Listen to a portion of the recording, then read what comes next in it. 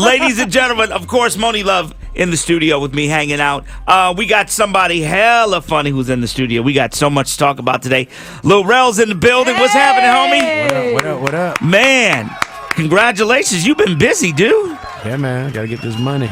You know what's interesting is not only that, you're doing big movies, and then you got 2 more movies coming out, and you're still doing the comedy stand-up. Still doing stand-up. I'm shooting my special in March, so Atlanta's my first weekend for my tour, so I'm going on tour before I shoot the special. Yeah. So you're doing movies, and you're going on tour. Going on tour. The season finale of Rel come on Sunday too. So yeah.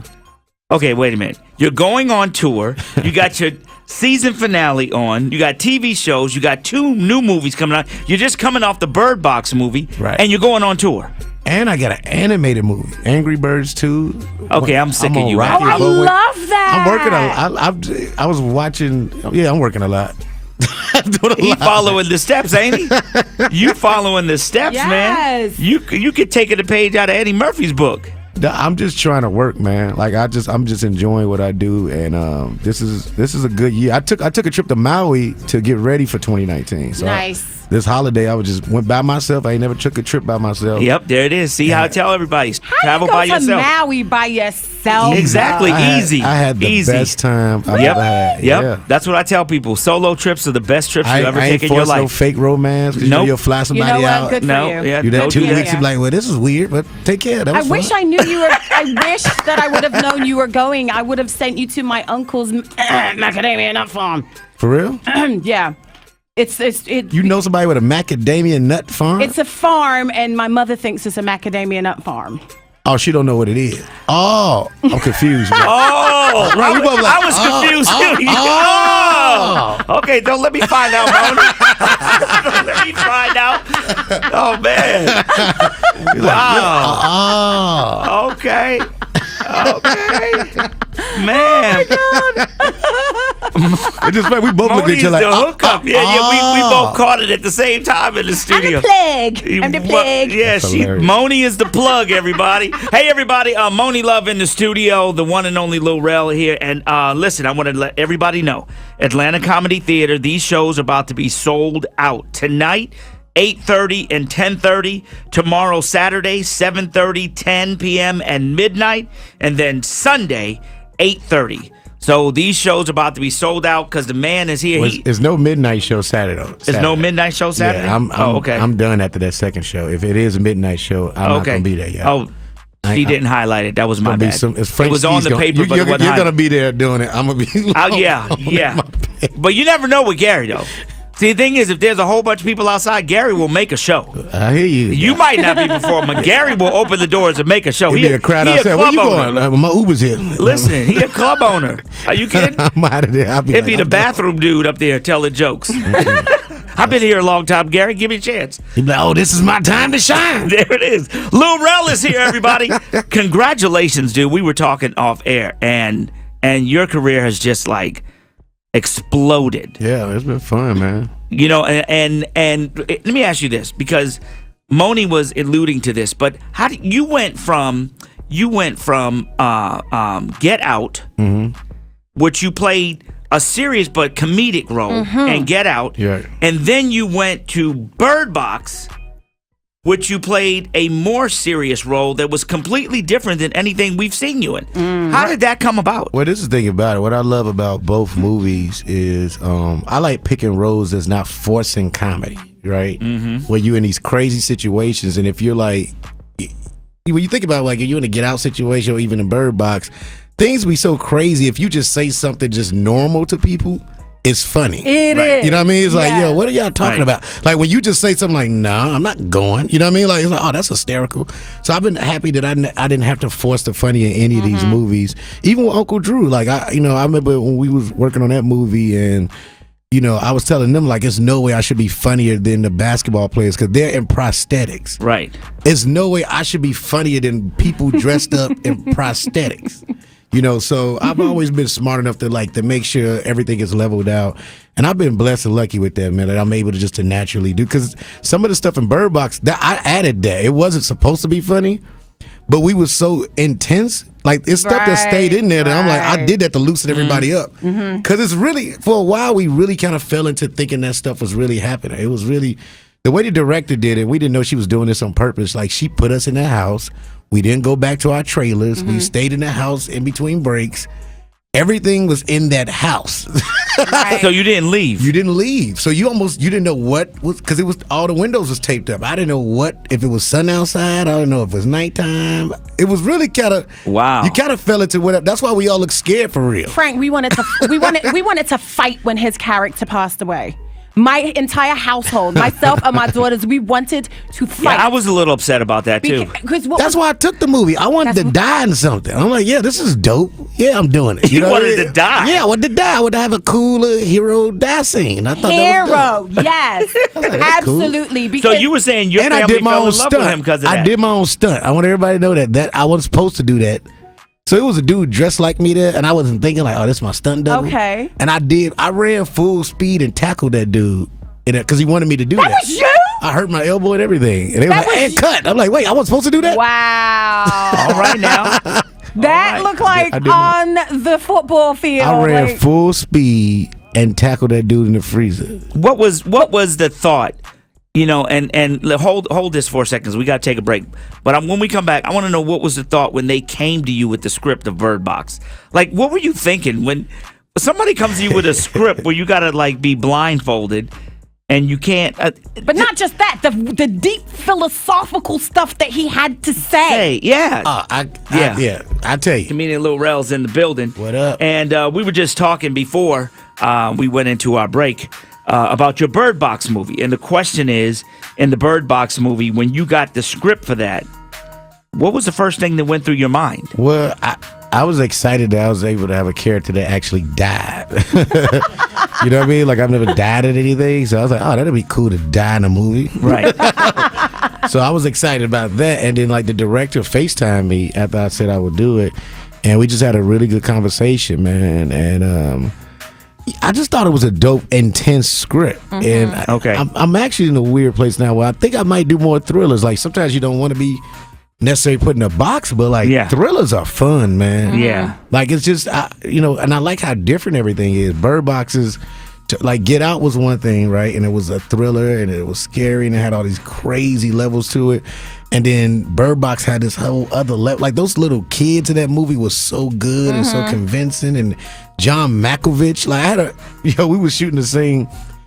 First of all, me and John Malkovich became cool, which is still blows my mind. I'm so not surprised. He's so cool. Like, he loves basketball. I did not know he was such a basketball fan, and we just talk basketball every day, all day. But then, like, just to hear John, like, he said, he had one little line where he's like, "Bird Box my ass," and I could not stop laughing. Like, it was to the point, like, everybody was pissed at me, like, "Hey, dude, we got to get through this." Yeah. Right. But they said, "Here, John Malkovich, Bird Box my ass," and I just keep laughing. I'm like, look, I know it's not supposed to be funny, but to hear him say it in real life is hysterical. Like, because he has that John Malkovich delivery, "Bird Box my ass." Well, speaking of levels, what level did you have to go to mentally? Because your character in Bird Box, you were deep, philosophical. You were still funny though and quirky. Writing a book. But your character's theory as to what was going on in the movie. Y'all make me appreciate learning all that, because that means you listen to what I was saying. It sounded like I made sense. You did. When I first did that, that's why I was surprised you died. But I thought you were going to be the person that figured it all out. But that's what I like about that, though. That's why even another role I love to take a villain role where everybody think I'm gonna be a good person and I just turn on y'all. Right. You know what I mean? Like, I love that. But I had to really learn this material, because we taped it the first time I did it as an actor, and it was cool. And Susanna asked me to do it again. I'm like, dang, man, for real. So I really had to learn it. And once again, John Malkovich, wife, for some reason knew half the words I was saying. That stuff is real. Right. Yeah. So she's like, he'll call her like, "So Rel doesn't understand what this means. Could you explain it to him?" And then I'm not lying to. And she'll be on speakerphone just breaking it down to me. And I'm like, wow, this is a real thing. So once I learned it and I embraced Charlie as a character, I kind of blacked out in it. So it was like, if you saw me out for like a month and I was being weird, That's why. That was That is why. You stupid. I'm serious. I was like in the corner in the club just looking at people like, y'all know what's gonna happen. Like I was like losing my mind.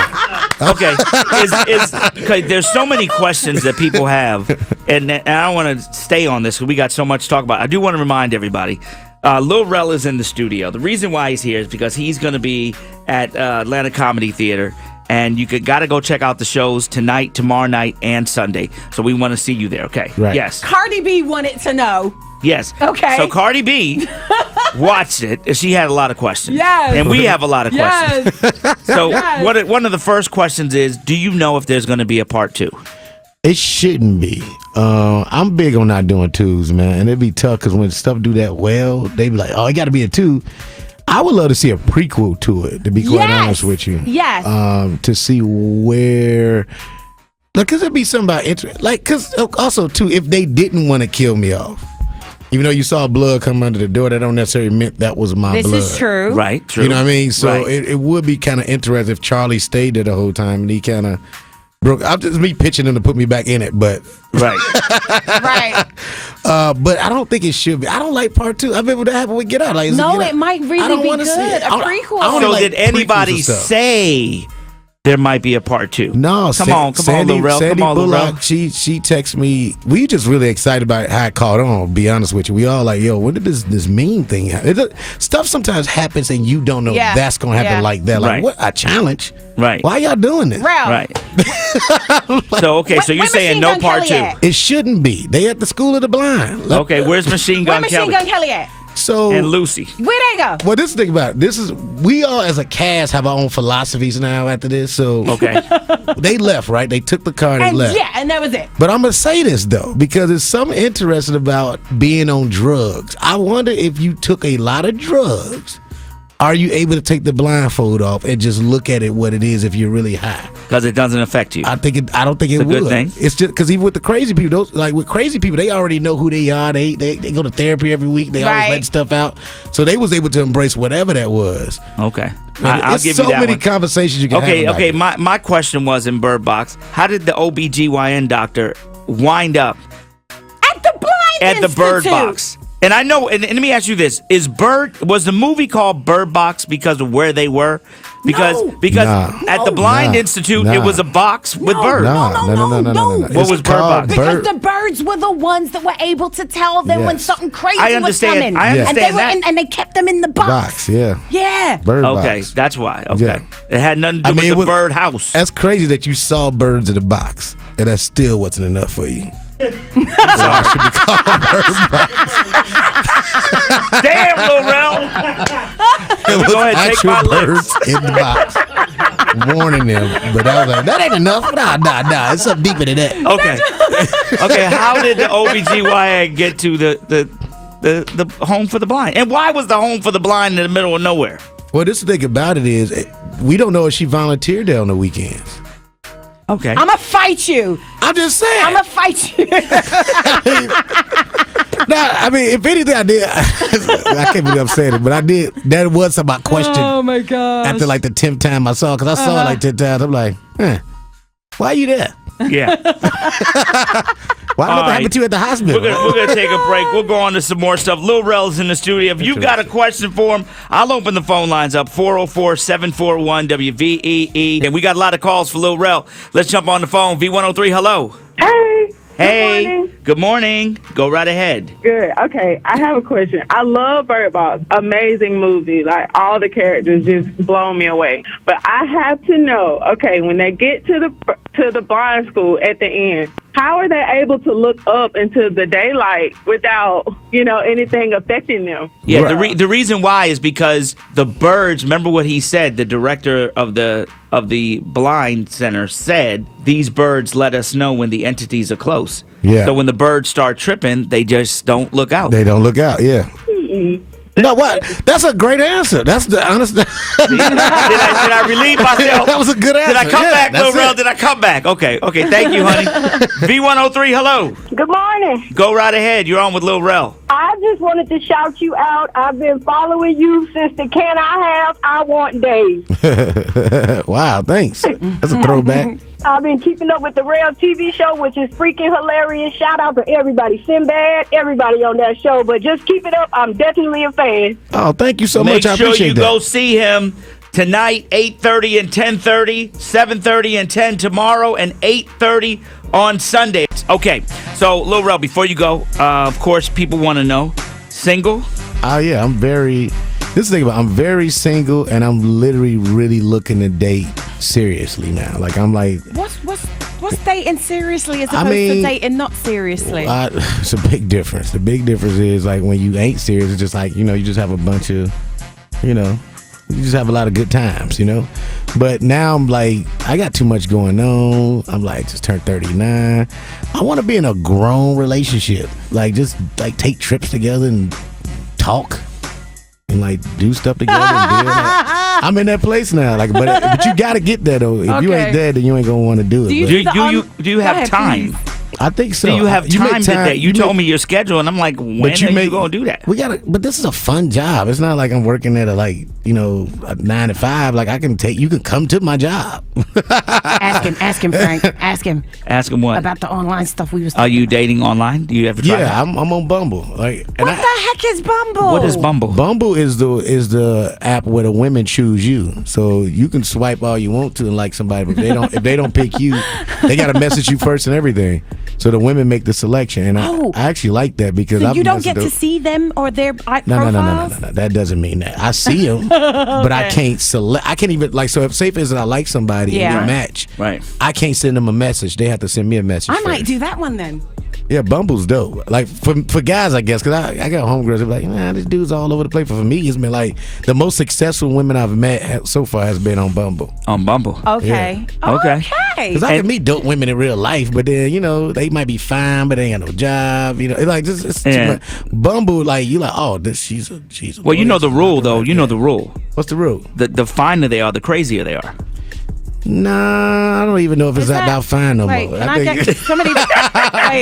Wait a minute. I think it's just what it is. And you wind up marrying and getting with the crazy ones. You gotta think about it. You gotta pick out what crazy you can deal with. I don't think that's nobody what it is. Like perfectly cool. You know what I mean? You said it well. I think I'm lost on this part of the conversation. Why? I don't know. Somebody pass me a mirror. Listen, he's absolutely right. You just have to decide what kind of crazy you want to deal with. Crazy you gonna deal with? Yeah, that's just what it comes down to at the end of the day. Yeah.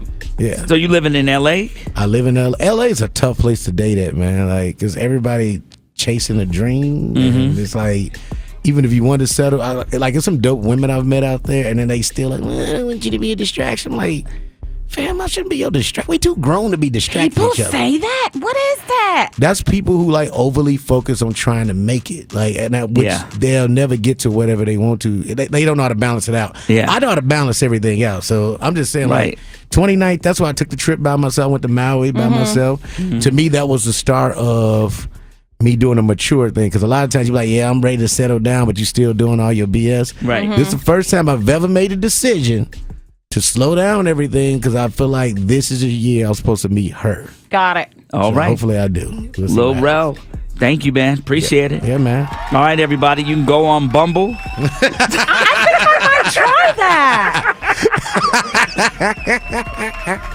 Yeah. Don't forget, make sure you're checking them out. Atlanta Comedy Theater. We're going to have you cracking up this weekend.